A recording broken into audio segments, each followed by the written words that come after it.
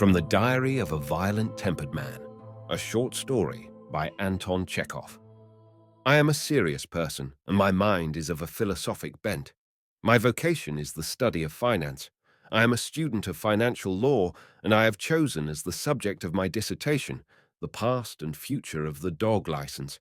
I need hardly point out that young ladies, songs, moonlight, and all that sort of silliness are entirely out of my line. Morning, 10 o'clock. My maman pours me out a cup of coffee. I drink it and go out on the little balcony to set to work on my dissertation. I take a clean sheet of paper, dip the pen into the ink, and write out the title, The Past and Future of the Dog License. After thinking a little, I write, Historical Survey. We may deduce from some allusions in Herodotus and Xenophon that the origin of the tax on dogs goes back to...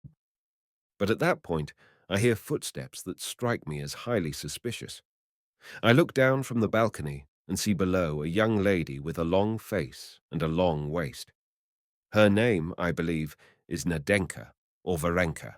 It really does not matter which. She is looking for something, pretends not to have noticed me, and is humming to herself. Dost thou remember that song full of tenderness?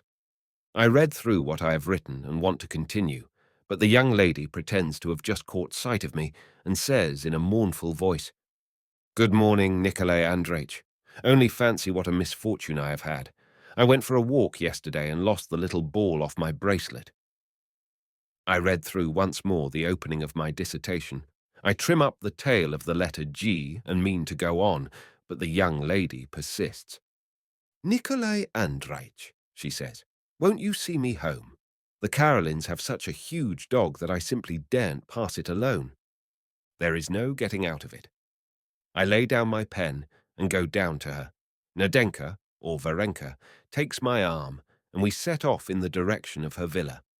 When the duty of walking arm in arm with a lady falls to my lot, for some reason or other, I always feel like a peg with a heavy cloak hanging on it. Nadenka, or Varenka, between ourselves, of an ardent temperament, her grandfather was an Armenian, has a peculiar art of throwing her whole weight on one's arm and clinging to one's side like a leech. And so we walk along. As we pass the Carolins, I see a huge dog who reminds me of the dog license. I think with despair of the work I have begun and sigh. What are you sighing for? Asks Nadenka, or Varenka, and heaves a sigh herself. Here I must digress for a moment to explain that Nadenka, or Varenka, now I come to think of it, I believe I have heard her called Mashenka, imagines, I can't guess why, that I am in love with her, and therefore thinks it her duty as a humane person always to look at me with compassion and to soothe my wound with words. Listen, said she, stopping. I know why you are sighing. You are in love, yes, but I beg you for the sake of our friendship to believe that the girl you love has the deepest respect for you. She cannot return your love, but is it her fault that her heart has long been another's? Mashenka's nose begins to swell and turn red, her eyes fill with tears. She evidently expects some answer from me, but fortunately, at this moment, we arrive. Mashenka's mamma, a good-natured woman but full of conventional ideas, is sitting on the terrace. Glancing at her daughter's agitated face, she looks intently at me and sighs as though saying to herself, Ah, these young people. They don't even know how to keep their secrets to themselves. On the terrace with her are several young ladies of various colours and a retired officer who is staying in the villa next to ours. He was wounded during the last war in the left temple and the right hip. This unfortunate man is, like myself, proposing to devote the summer to literary work. He is writing the memoirs of a military man. Like me, he begins his honourable labours every morning, but before he has written more than I was born in.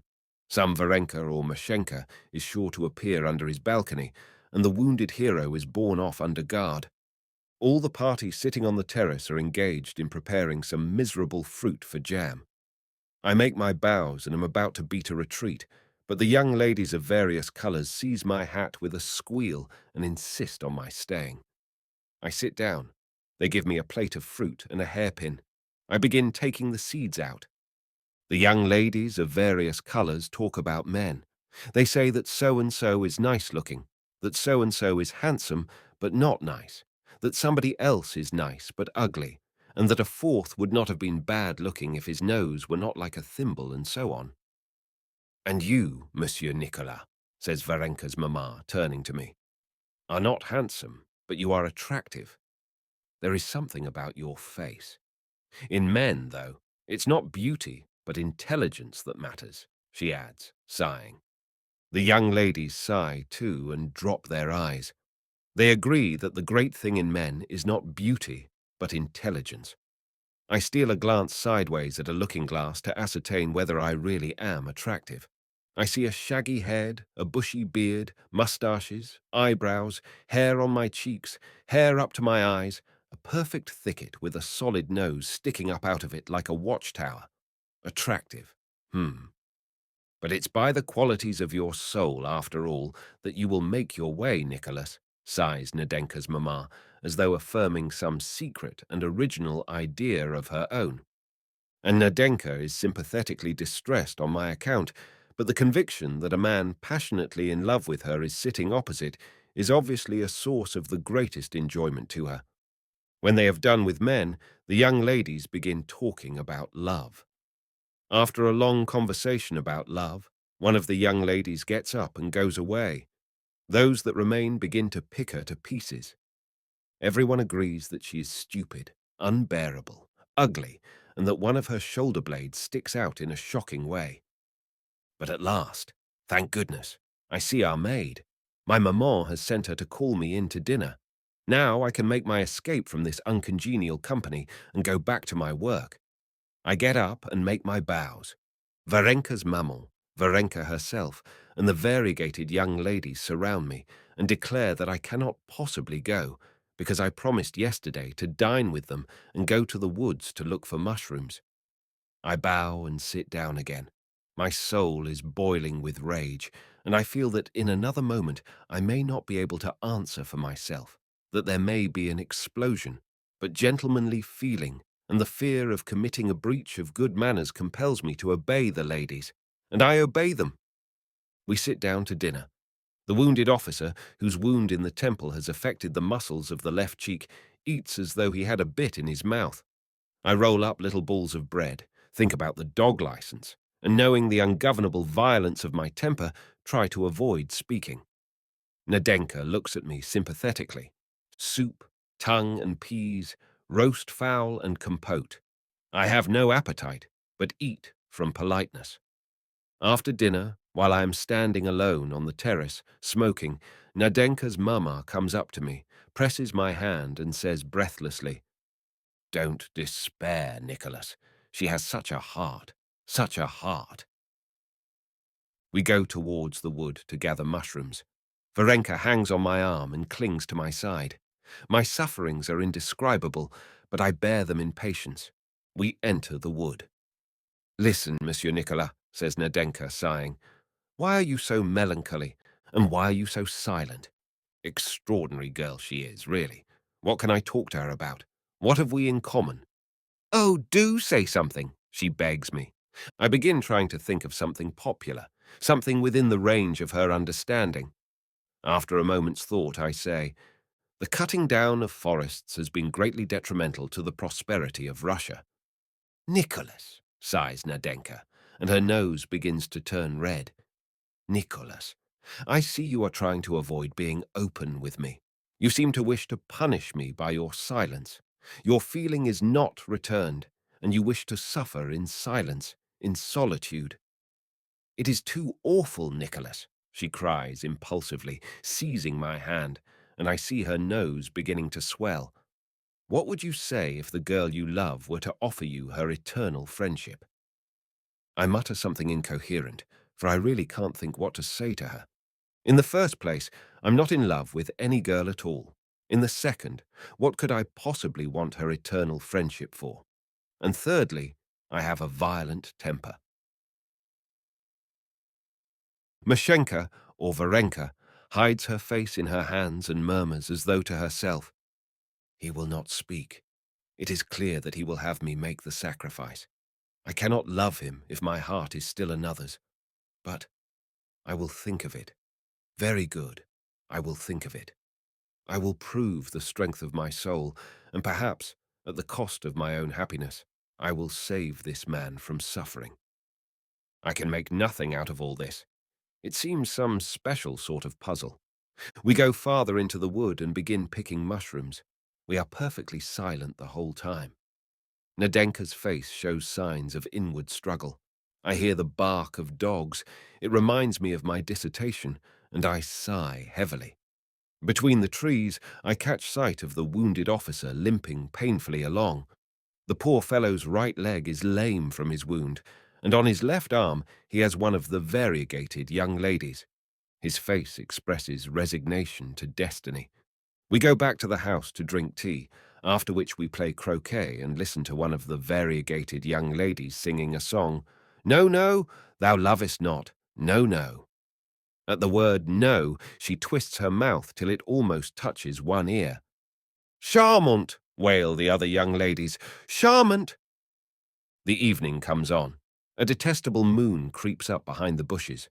There is perfect stillness in the air, and an unpleasant smell of freshly cut hay. I take up my hat and try to get away. "I have something I must say to you," Mashenka whispers to me significantly. "Don't go away." I have a foreboding of evil, but politeness obliges me to remain. Mashenka takes my arm and leads me away to a garden walk. By this time, her whole figure expresses conflict. She is pale and gasping for breath, and she seems absolutely set on pulling my right arm out of the socket. What can be the matter with her? "Listen," she mutters. "No, I cannot. No." She tries to say something, but hesitates. Now I see from her face that she has come to some decision. With gleaming eyes and swollen nose, she snatches my hand and says hurriedly, "Nicholas, I am yours. Love you I cannot, but I promise to be true to you." Then she squeezes herself to my breast and at once springs away. "Someone is coming," she whispers. "Farewell. Tomorrow at 11 o'clock I will be in the arbor. Farewell." And she vanishes. Completely at a loss for an explanation of her conduct and suffering from a painful palpitation of the heart, I make my way home. There, the past and future of the dog license is awaiting me, but I am quite unable to work. I am furious. I may say my anger is terrible. Damn it all! I allow no one to treat me like a boy. I'm a man of violent temper, and it is not safe to trifle with me. When the maid comes in to call me to supper, I shout to her, "Go out of the room." Such hastiness augurs nothing good. Next morning, typical holiday weather, temperature below freezing, a cutting wind, rain, mud, and a smell of naphthalene, because my maman has taken all her wraps out of her trunks. A devilish morning. It is the 7th of August, 1887, the date of the solar eclipse. I may here remark that at the time of an eclipse, every one of us may, without special astronomical knowledge, be of the greatest service. Thus, for example, any one of us can, 1. Take the measurement of the diameters of the sun and the moon, 2. Sketch the corona of the sun, 3. Take the temperature, 4. Take observations of plants and animals during the eclipse, 5. Note down his own impressions, and so on. It is a matter of such exceptional importance that I lay aside the past and future of the dog license and make up my mind to observe the eclipse. We all get up very early, and I divide the work as follows. I am to measure the diameter of the sun and moon. The wounded officer is to sketch the corona, and the other observations are undertaken by Mashenka and the variegated young ladies. We all meet together and wait. "What is the cause of the eclipse?" asks Mashenka. I reply, "A solar eclipse occurs when the moon, moving in the plane of the ecliptic, crosses the line joining the centers of the sun and the earth." "And what does the ecliptic mean?" I explain. Mashenka listens attentively. "Can one see through the smoked glass the line joining the centers of the sun and the earth?" she inquires. I reply that this is only an imaginary line, drawn theoretically. If it is only an imaginary line, how can the moon cross it? Varenka says, wondering. I make no reply. I feel my spleen rising at this naive question. It's all nonsense, says Mashenka's mumble. Impossible to tell what's going to happen. You've never been in the sky, so what can you know of what is to happen with the sun and moon? It's all fancy. At that moment, a black patch begins to move over the sun. General confusion follows. The sheep and horses and cows run bellowing about the fields with their tails in the air. The dogs howl.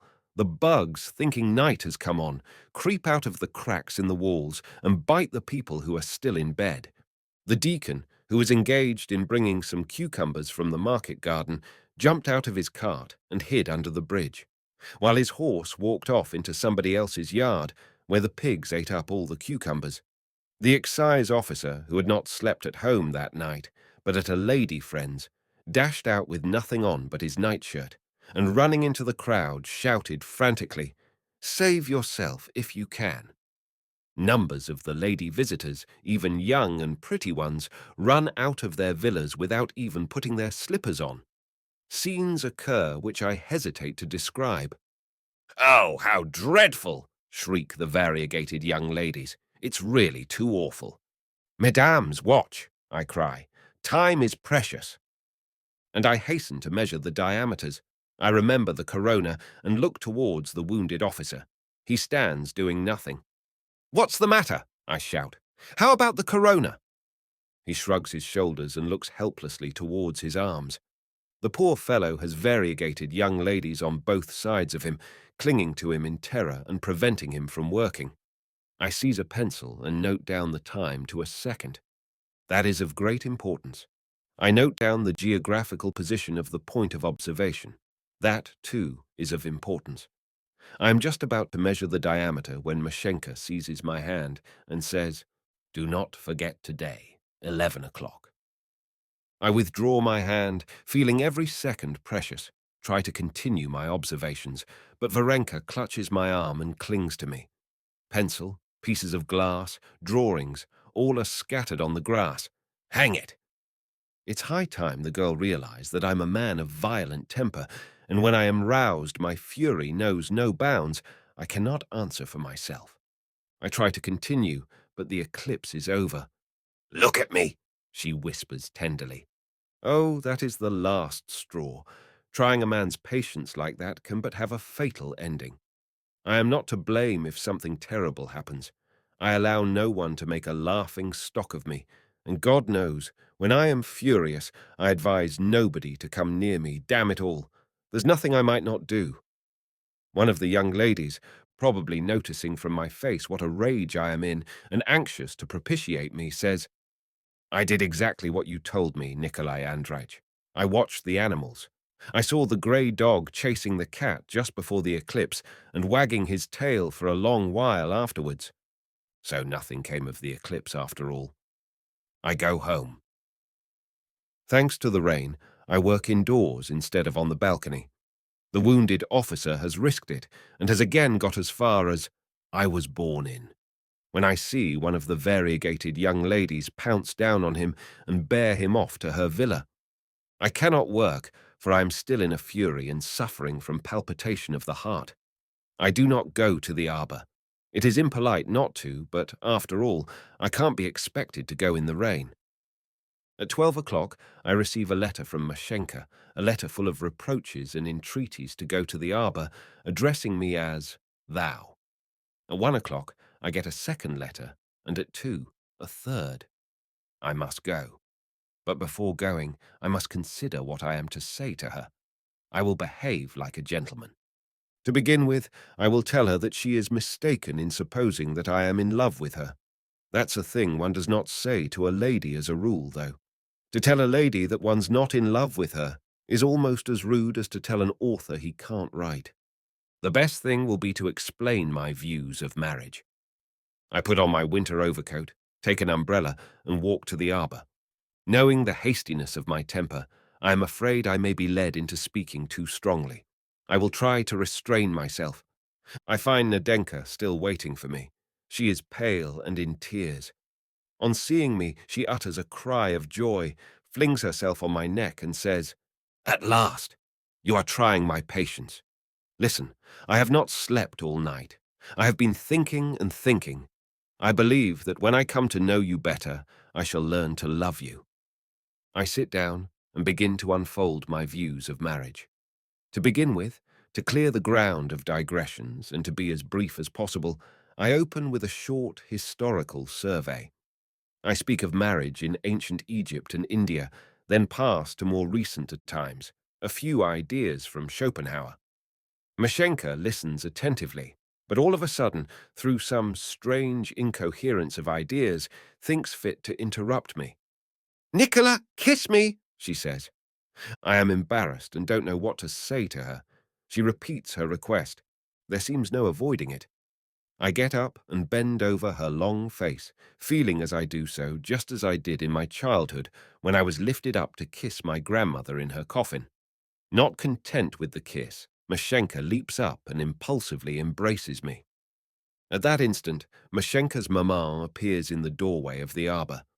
She makes a face as though in alarm and saying, "Shh," to someone with her, vanishes like Mephistopheles through the trapdoor. Confused and enraged, I return to our villa. At home, I find Varenka's maman embracing, my maman with tears in her eyes. And my maman weeps and says, "I always hoped for it." And then, if you please, Nadenka's maman comes up to me, embraces me and says, "May God bless you. Mind you love her well. Remember the sacrifice she is making for your sake." And here I am at my wedding. At the moment I write these last words, my best man is at my side, urging me to make haste. These people have no idea of my character. I have a violent temper. I cannot always answer for myself. Hang it all!